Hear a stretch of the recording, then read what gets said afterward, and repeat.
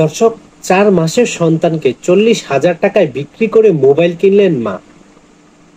দর্শক, ছোটবেলা থেকেই বা বাংলাদেশের প্রত্যেকটা মানুষ বা প্রত্যেকটা সন্তান জেনে থাকে যে মায়েদের মতো যত্নশীল মমতাময়ী আর কেউ হয় না। কিন্তু সেই মাই যখন সন্তানকে বিক্রি করে তার শখের মোবাইল কিনে, তখন বিষয়টা কেমন হয়? এরকমই একটি ঘটনা ঘটেছে সম্প্রতি বাংলাদেশের মধ্যে। দৈনিক ইত্তেফাকের একটি পত্রিকার মধ্যে এই প্রতিবেদনটি প্রকাশ হয়েছে।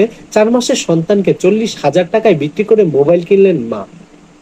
সন্তানের বয়স মাত্র 4 মাস, আর সেই সন্তানকে 40,000 টাকায় বিক্রি করে পায়ের নুপুর, নাকের নথ এবং শখের মোবাইল কিনলেন মা। ঘটনাটি ঘটেছে টাঙ্গাইলের মধুপুর পৌর শহরের শেওড়াতলা এলাকায়। বৃহস্পতিবার 17 এপ্রিল সন্ধ্যায় স্বামী থানায় পুলিশকে ঘটনা জানালে শিশুটি উদ্ধারের তৎপরতা শুরু করেছে পুলিশ। এর আগে গত 10 এপ্রিল এক ব্যক্তির সহায়তায় 40,000 টাকায় ওই শিশুকে বিক্রি করে দেন শিশুটির মা। দর্শক, এই রকম ঘটনা শুনলে নিজের শরীরের পশম সহ দাঁড়িয়ে যায়। এই রকম কি মা হতে পারে?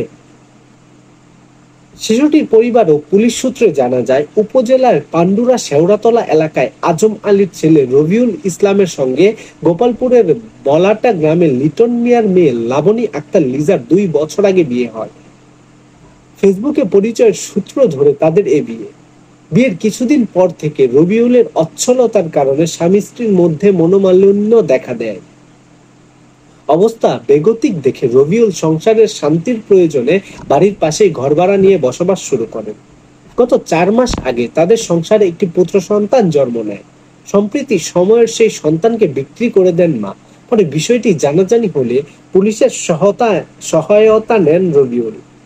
রবিউল ইসলাম বলেন, আমাদের ছেলে তামিমের জন্মের পর থেকে সংসারের শান্তি নেমে আসে। অল্প কয়েকদিন আগে লাবণী আমার ছেলে তামিমকে নিয়ে লাবণীর বোনের বাড়ি ভূত্রাপুরে যায়। কয়েকদিন পর বাড়ি আসতে বললে লাবণী দুর্ব্যবহার করে। আমার সঙ্গে ঘর সংসার করবে না বলে সাফ জানিয়ে দেয় আমাকে। এক পর্যায়ে সে সন্তান বিক্রির বিষয়টি আমাকে জানায়। পরে কৌশলে লাবণীকে ভূত্রাপুর থেকে পাকুটিয়ায় ডেকে এনে ধরে বাড়ি নিয়ে আসি। শিশুটির মা লাবণী আক্তার লিজা বলেন, আমার মাথা ঠিক ছিল না।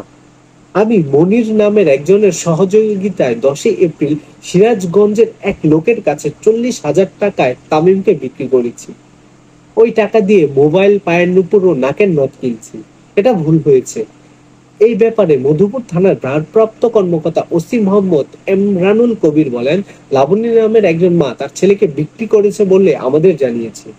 শিশুটিকে উদ্ধারের প্রয়োজনীয় ব্যবস্থা নেওয়া হচ্ছে। দর্শক, এই রকম ঘটনা বাংলাদেশে খুব রেয়ার, খুব কম সংখ্যকই দেখা যায়। এইরকমই কি ঘটনা ঘটতে পারে যে মা তার ইচ্ছে পূরণের জন্য সে একটি মোবাইল ফোন, নাকফুল এবং কি পায়ের দুপুর কেনার জন্য মাত্র 40,000 টাকার বিনিময়ে 4 বছরের পুত্র সন্তানকে বিক্রি করে দিতে পারে?